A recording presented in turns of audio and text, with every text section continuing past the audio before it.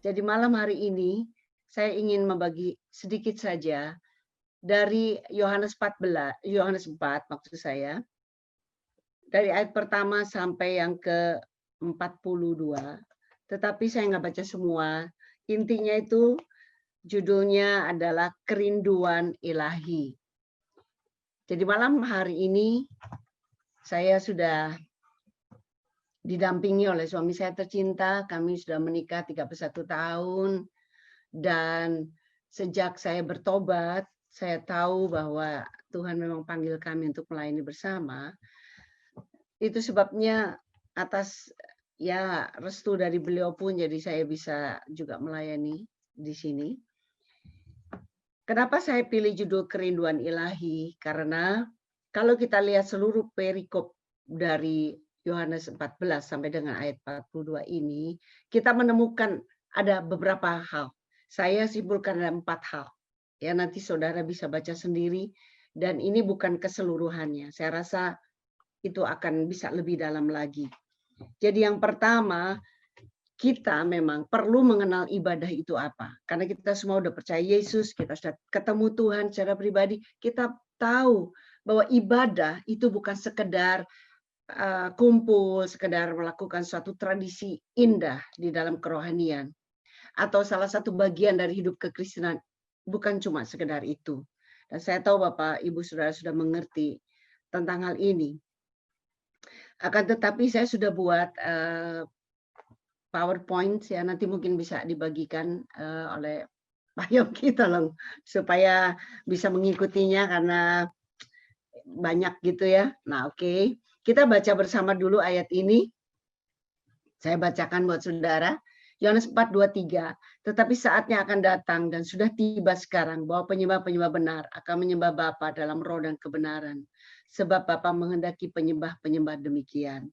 Jadi yang pertama, kalau kita doa malam semacam ini, kita juga didukung oleh Roh Kudus untuk bisa mengerti ini ibadah kepada Tuhan.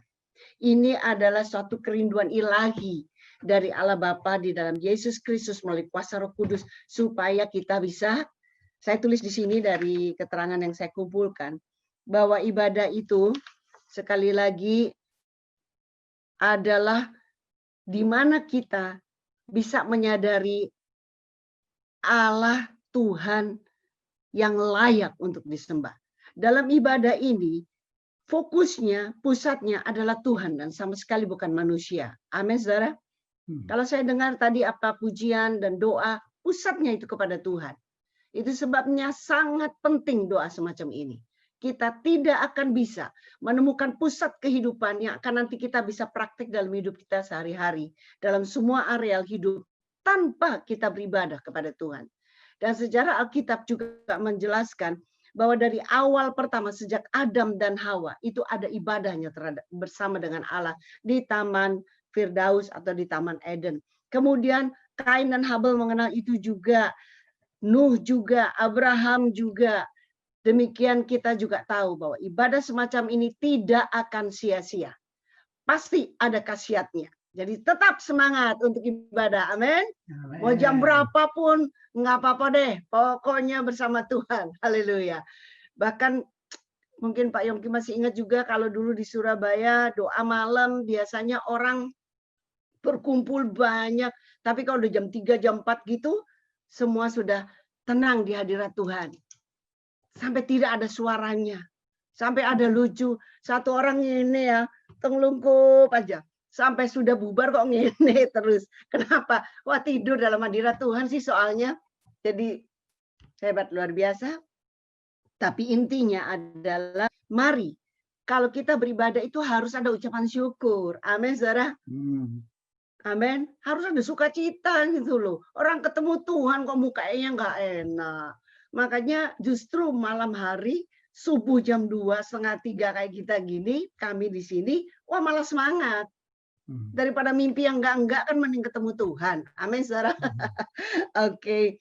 Dan sukacita itu membuat ucapan syukur kita itu terarah kepada apa yang Tuhan telah lakukan, Bapa telah lakukan melalui Kristus dan juga melalui karya Roh Kudus.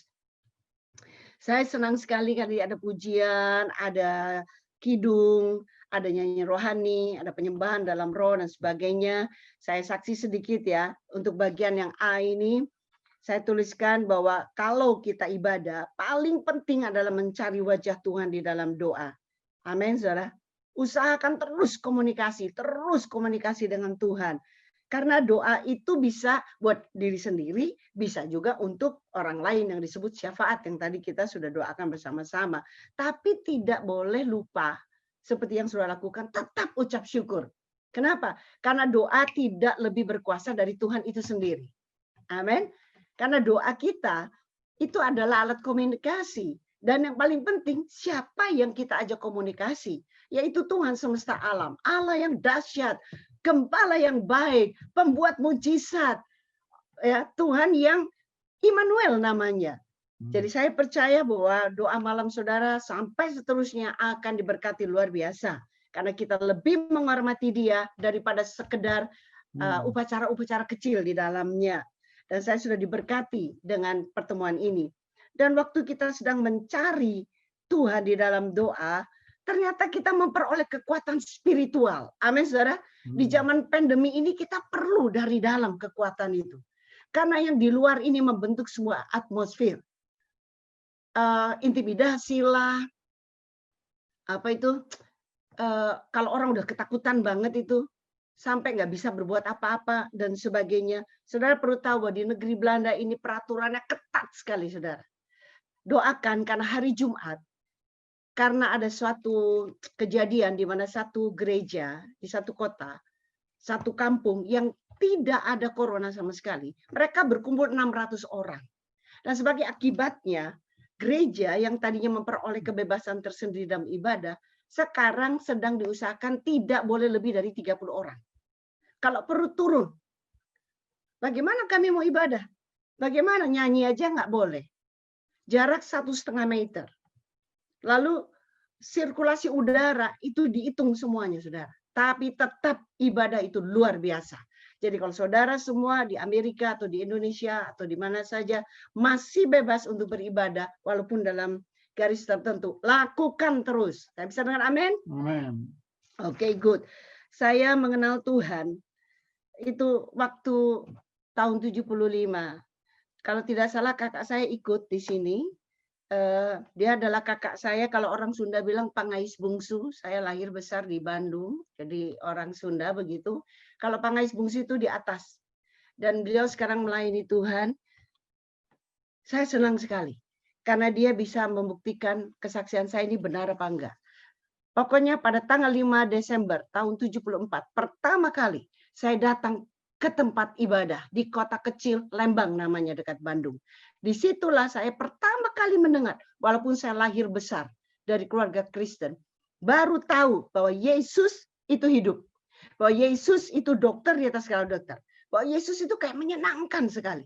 Dan saya sebenarnya datang cuma antar ibu saya, mami saya. Tapi setelah ikut beberapa kali, walaupun pertamanya dipaksa, akhirnya saya tidak bisa menyangkali pada poin yang berikutnya itu adalah dalam ibadah harus ada perjumpaan dengan Kristus. Saya bisa dengar amin? Harus ada encounter. Kalau enggak, ibadah membosankan. Kalau enggak, orang tidak akan bisa menghargai hidup ini ketika dia beribadah. Dan saya tulis di sini, apa yang Tuhan Yesus lakukan terhadap perempuan itu adalah dia memberikan jawaban yang diperlukan, jawaban yang sebenarnya, yang esensial buat hidup wanita ini. Apapun yang dia alami, hanya Tuhan jawabannya. Jesus is the answer. Amin, saudara. Ayo dalam ibadah ini, kuatkan hati kita. Dorong hati kita untuk menemukan Yesus sebagai jawabannya. Dan percakapan dengan wanita itu membuat wanita ini menemukan arti hidup yang kekal. Contohnya Tuhan bicara tentang air. Lalu saudara yang dikasih Tuhan Yesus, kita perlu tahu bahwa Jesus is moved. Selalu digerakkan oleh satu motivasi yang baik, yaitu apa? Kerinduan Bapaknya untuk keselamatan bagi jiwa-jiwa. Yohanes 3 ayat 17. Dan sekali lagi, ayo kita betul-betul nikmati persekutuan dengan Tuhan. Supaya kita bisa sekali lagi menemukan wanita-wanita Samaria seperti waktu Yesus menemukan dia. Yang ada di sekitar hidup kita. Banyak sekali. Kakak saya, Bapak Pendeta Frans Damapoli, itu pernah berkata pada saya, Vi, ingat bahwa di sekitar kita pasti ada Lazarus-Lazarus. Artinya orang-orang miskin, miskin rohani, miskin moral, miskin juga keuangan dan sebagainya. Orang-orang yang membutuhkan sesuatu. Come on, kita diajak beribadah, jumpa dengan Tuhan, supaya kita bisa membawa air kepada orang lain. Yang percaya bilang amin. Dan kita akan bisa membuat mereka mengerti bahwa sumber itu cuma Yesus. Sumber kehidupan bisa cuma Yesus. Uang, nama besar, kesehatan, kekayaan, kedudukan, satu kali terbatas. Tapi Yesus itu sumber segalanya. Saya ketemu Tuhan Yesus secara pribadi. Pada suatu hari Selasa, saya ingat betul. Saya dulu kalau saudara masih nggak tahu ya masih udah lahir apa belum. Pokoknya ada film seri Manix gitu ya, hari Selasa di Indonesia. Setelah ikut persekutuan doa Oikumene, di pertemuan doa Oikumene itu di Kota Bandung, saya mendengar tentang Roh Kudus. Lalu seorang pendeta dari kalau tidak salah dari Salatiga apa dari Irian datang mendoakan kami. Intinya saya penuh Roh Kudus. Tapi saya belum tahu banyak karena latar belakang saya dari sebuah gereja yang tidak banyak berhubungan dengan karunia roh dan sebagainya. Tapi saya ingat hari itu Roh Kudus memenuhi saya. Dan saya mulai berbahasa roh. Tapi sebelumnya saya terima Yesus dulu. Saya undang dulu. Dan akhirnya pada tanggal 15 Juli tahun 75, saya terima Yesus sebagai Tuhan dan Juru Selamat saya. Saya bertaubat sungguh-sungguh. Saya masih sekolah di Santa Angela di Bandung. Dan sejak itu, saudara, dahsyatnya luar biasa. Tidak bisa tidak, kayaknya timbul, maunya doa, maunya ngomong sama Tuhan. Saya tidak dibesarkan dalam sebuah gereja yang ngomong kepada Tuhan. Selalu baca aja. Tapi jumpa dengan Tuhan itu dahsyat sekali. Saya bisa dengar amin, saudara? Nggak ada orang yang tidak bisa nyanyi, tidak bisa berdoa. Nggak ada. Semua berubah. 2 Korintus 5:17. Dahsyat luar biasa. Dan saya masuk kepada poin yang ketiga, yaitu menyembah dalam roh dan kebenaran. Ternyata perjumpaan dengan Yesus membawa kita terus masuk ke dalam satu lingkaran yang lain, yaitu menghampiri Allah dengan hati yang sungguh-sungguh banget. Dan Roh Kudus itu ternyata menjadi suatu energi untuk kita bergerak, untuk bisa ada timbul kesetiaan, timbul mau cinta Tuhan, timbul memikirkan orang lain. Saya teringat bersama kedua kakak saya lainnya, pada waktu itu kakak saya Pak Frans belum, tapi kakak saya Pak Adrian dan Ibu Yudi, kami 7 bersaudara, saya anak bungsu, saudara. Jadi banyak, ada 6 ya.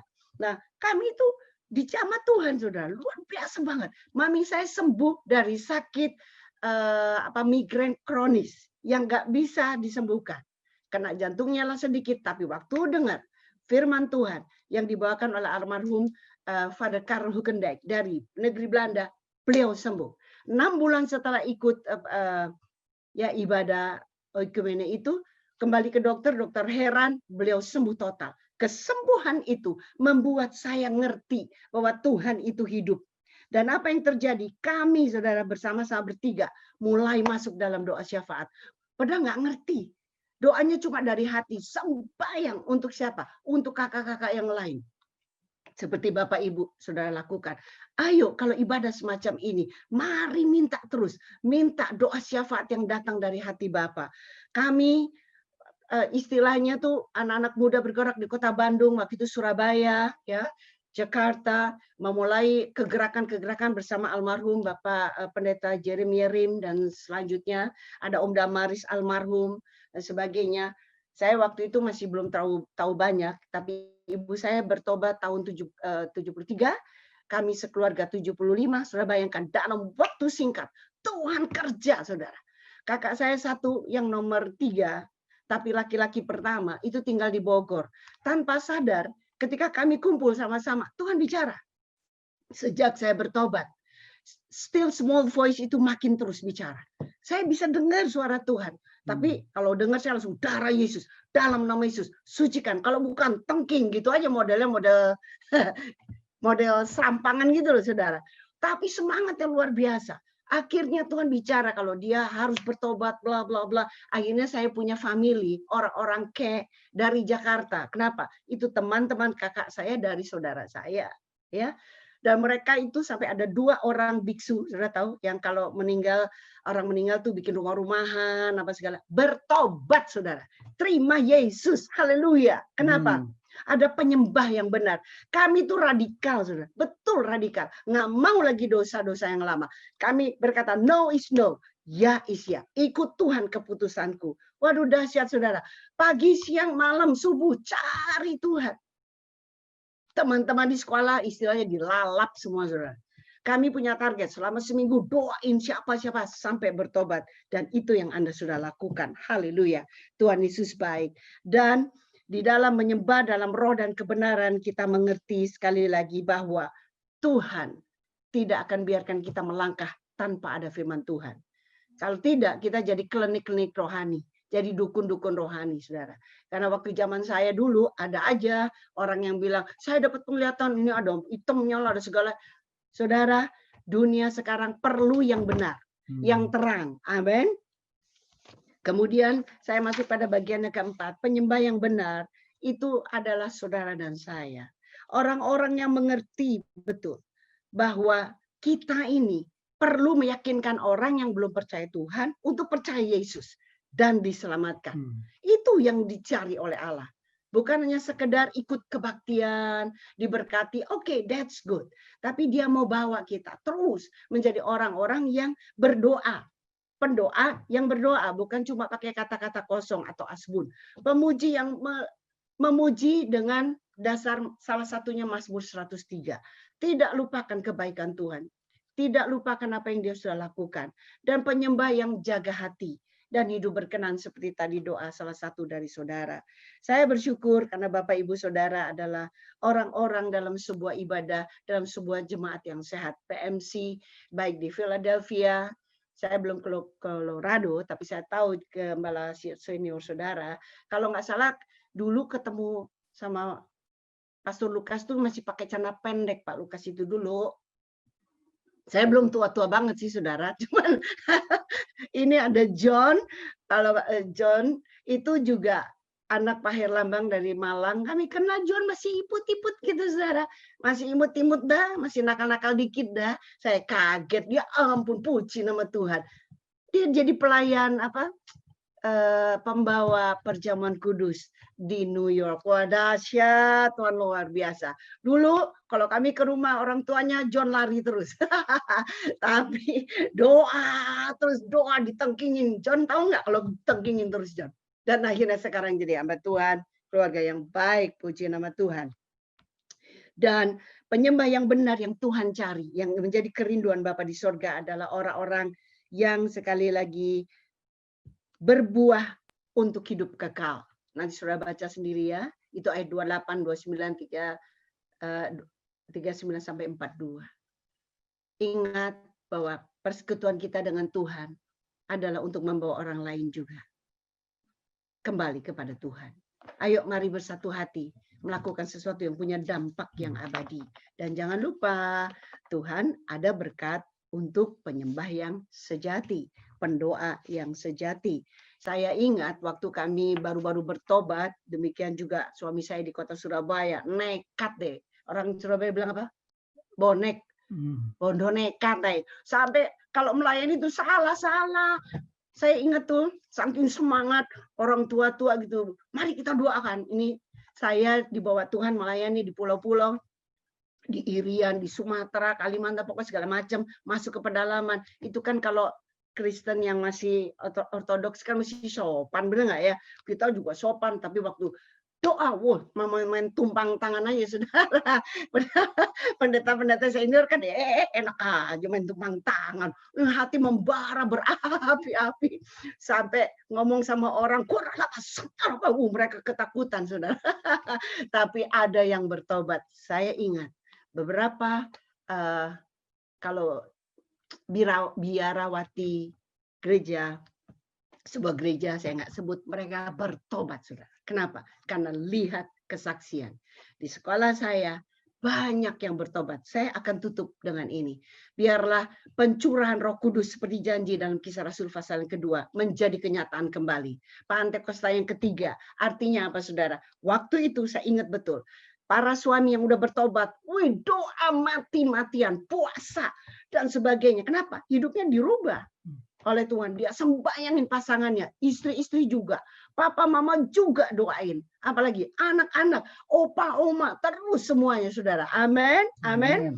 Saya tutup dengan sebuah kesaksian cepat-cepat. Saya punya teman satu, namanya Leli Suhardi. Ayahnya punya bengkel Land Rover yang ada di kota Bandung. Cepat-cepat saja, itu keluarga besar, saudara. Waktu saya ketemu Tuhan, saya doain dia seminggu. Dalam nangis setiap hari, Tuhan, saya bawa namanya. Sampai saya ketemu dan saya bisa bicara kepada Leli tentang Yesus. Dia anak baik, pintar, luar biasa. Akhirnya pendek cerita, saya dibawa ke rumahnya. Saudara tahu nggak? Begitu datang, di rumahnya tuh banyak sajenan-sajenan. Rupanya iblisnya nggak suka ya, iblis di rumahnya. Waktu saya baru duduk, ayahnya langsung ngomong, ngapain kamu di sini? Saya kaget sekali. Wah, saya tahu ini pasti bukan dia gitu ya. Tapi semangat membara tuh kayaknya nggak bisa ditahan. Mati hari ini nggak apa-apa deh, asal masuk surga gitu maksudnya. Pokoknya hidup buat Tuhan, nikah nggak nikah terserah deh. Tapi ya puji Tuhan, saya ternyata dapat jatah menikah. Dapat suami yang ganteng, cakep, baiknya luar biasa, nggak ada taranya. Haleluya. Punya anak 2 lagi, saya maunya 4, tapi jatahnya 2 Pak Yongki, jadi ya sudah. Kamsya aja sama Tuhan dah ya. Terus lagi doa-doa, suasana nggak enak, terus saya bilang sama Leli, Lel, kita kayaknya pindah tempat. Terus dia, ayo naik ke atas, naik loteng. Tiba-tiba pendek cerita, 6 dari mereka bersaudara banyak, adik-adiknya kumpul. Saya dengan terbata-bata, saya dibimbing oleh 2 suami istri namanya Kotiong dan Ciani. Mereka ajarin saya gini-gini. Jadi saya cuma ingat aja. Karena subuh pagi-pagi pasti saya baca firman Tuhan seperti saudara, doa dengan terpatah-patah. Ayat itu balik. Jadi saya cerita sama Leli, saya berubah, mami saya sembuh. Cuma kejadian sehari-hari, bla bla bla. Akhirnya 5 adik-adiknya terima Yesus hari itu juga. Mereka nangis, minta ampun tanpa saya tahu apa yang mereka buat. Dan satu mujizat yang saya tidak bisa lupa. Emaknya waktu itu sudah umur sekitar 65 tahun. Dan emak dari lahir karena dari cungko tidak bisa baca sama sekali. Dan hari itu saya bilang, emak mau terima Tuhan Yesus? Dia bilang iya, mau. Bahasa Indonesia juga kurang bagus. Pendek cerita, beliau terima Tuhan Yesus. Saudara, sampai saya sudah pindah di Belanda.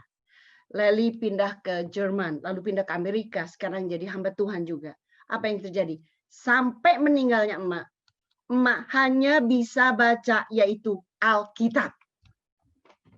Dan melalui emak, aduh sampai merinding, melalui emak, Papa Leli yang tadinya penyembahan berhala, mama, adik-adiknya, ipar-iparnya, semua kenal Tuhan dan diselamatkan. Keluarga besar saya diselamatkan Tuhan oleh anugerah Tuhan. Jadi BMC, mari maju semua. Haleluya. Tuhan akan pakai saudara dengan dahsyat. Sudah waktunya. Amin. Start apa? Start apa? Strong, finish strong. Kerjaan masih banyak, belum selesai.